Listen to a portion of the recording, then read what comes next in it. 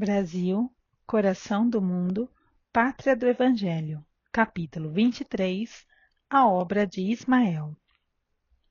O grande movimento preparatório do Espiritismo em todo o mundo tinha no Brasil a sua repercussão como era natural. Por volta de 1840, ao influxo das falanges de Ismael, chegavam dois médicos humanitários ao Brasil. Eram Bento Mori e Vicente Martins, que fariam da medicina homeopática verdadeiro apostolado. Muito antes da codificação kardeciana, conheciam ambos os transes mediúnicos e o elevado alcance da aplicação do magnetismo espiritual. Introduziram vários serviços de beneficência no Brasil e traziam por lema, dentro da sua maravilhosa intuição, a mesma inscrição divina da bandeira de Ismael: Deus, Cristo e caridade. Indescritível foi o devotamento de ambos à coletividade brasileira, à qual se haviam incorporado, sob os altos desígnios do mundo espiritual. Nas suas luminosas pegadas, seguiram mais tarde outros pioneiros da homeopatia e do espiritismo na pátria do Evangelho. Foram eles os médicos homeopatas, que iniciaram aqui os passes magnéticos, como imediato auxílio das curas. Hahnemann conhecia a fonte infinita de recursos do magnetismo espiritual e recomendava esses processos psicoterápicos aos seus seguidores. Os primeiros fenômenos de Hydesville, na América do Norte, em 1848, não passaram despercebidos à corte do Segundo Reinado. A febre de experimentações que se lhe seguiu nas grandes cidades europeias incendiou igualmente, no Rio de Janeiro, alguns cérebros mais destacados no meio social. Em 1853, a cidade já possuía um pequeno grupo de estudiosos, entre os quais se podia notar a presença do Marquês de Olinda e do Visconde de Uberaba. Em Salvador, esses núcleos de experimentação também existiam, em idênticas circunstâncias. Em 1860, surgem as primeiras publicações espiritistas.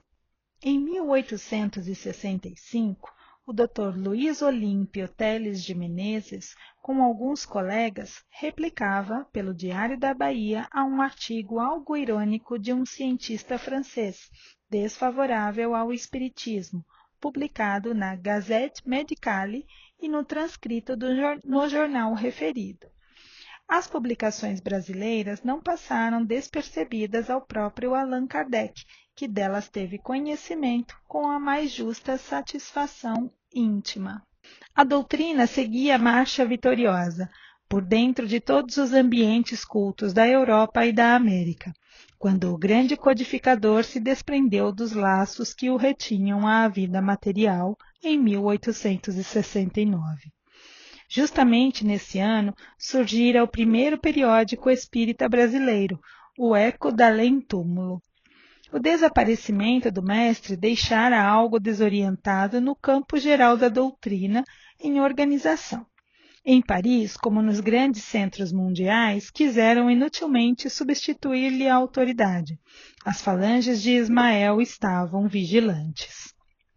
Sugeriram aos espiritistas brasileiros a necessidade de criar no Rio um núcleo central das atividades, que ficasse como órgão orientador de todos os movimentos da doutrina no Brasil. Um dos emissários de Ismael, que dispunha de maiores elementos no terreno das afinidades mediúnicas, para se comunicar nos grupos particulares organizados na cidade, adotou o pseudônimo de Confúcio, sob o qual transmitia instrutivas mensagens e valiosos ensinamentos. Em 1873, fundava-se, com estatutos impressos e demais formalidades exigidas, o Grupo Confúcio, que constituiria a base da obra tangível e determinada de Ismael na terra brasileira.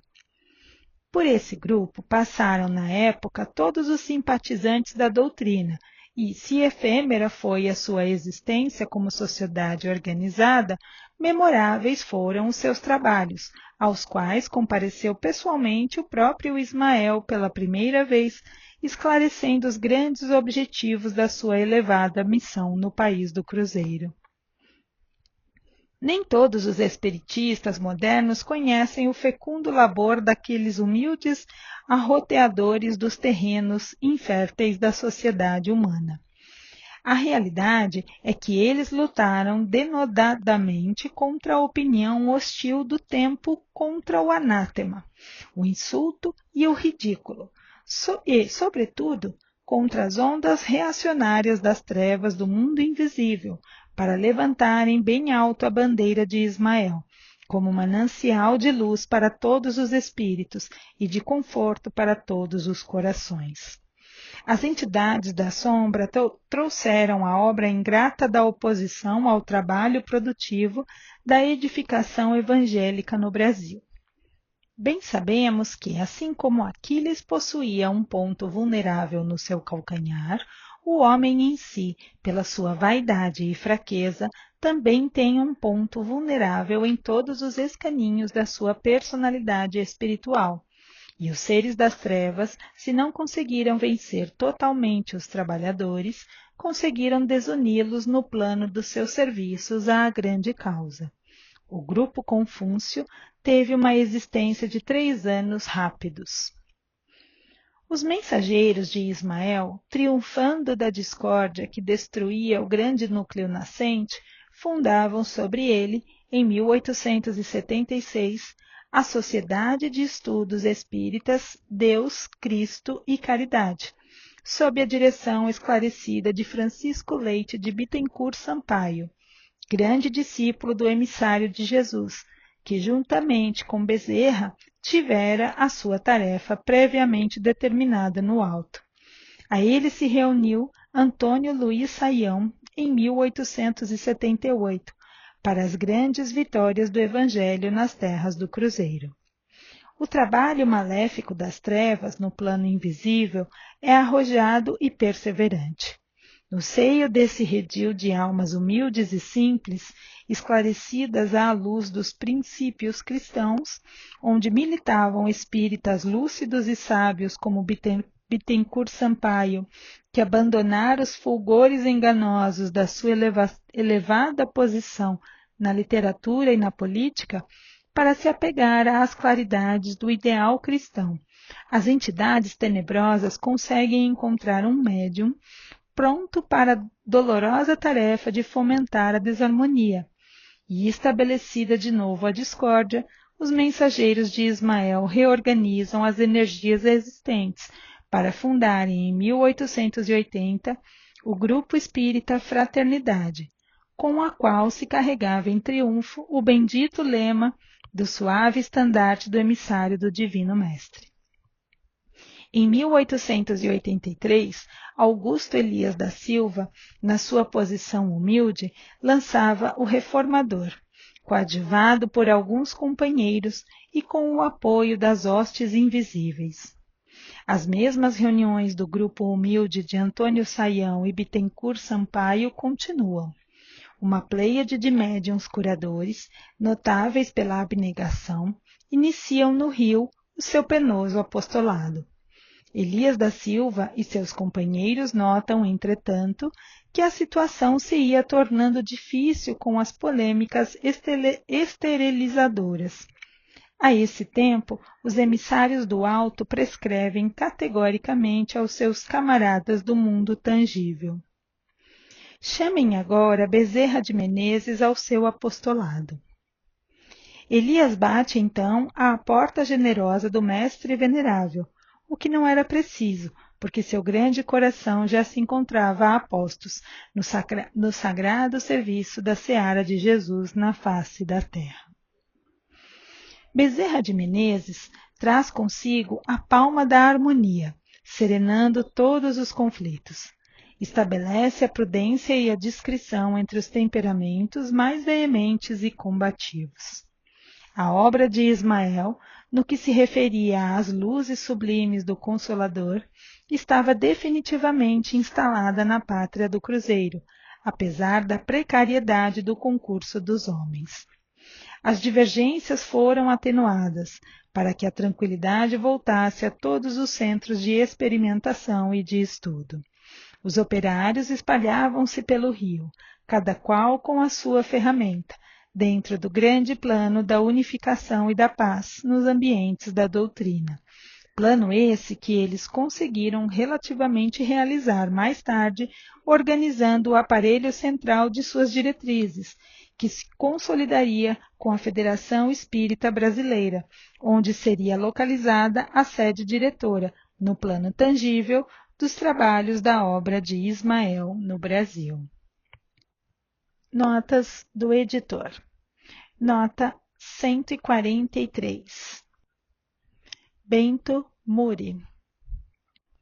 Benoit Jules Mur, 1809 a 1858, é considerado um dos introdutores e grande incentivador da homeopatia no Brasil, onde também é referido como Bento Muri. Nota 144. Vicente Martins. João Vicente Martins, 1808 a 1854. Foi um médico e um dos maiores divulgadores da homeopatia no Brasil. Nota 145. Fenômenos de Hydesville. Refere-se aos fenômenos mediúnicos ocorridos na casa das Irmãs Fox, situada em Hydesville, vilarejo próximo da cidade de Rochester. Nota 146.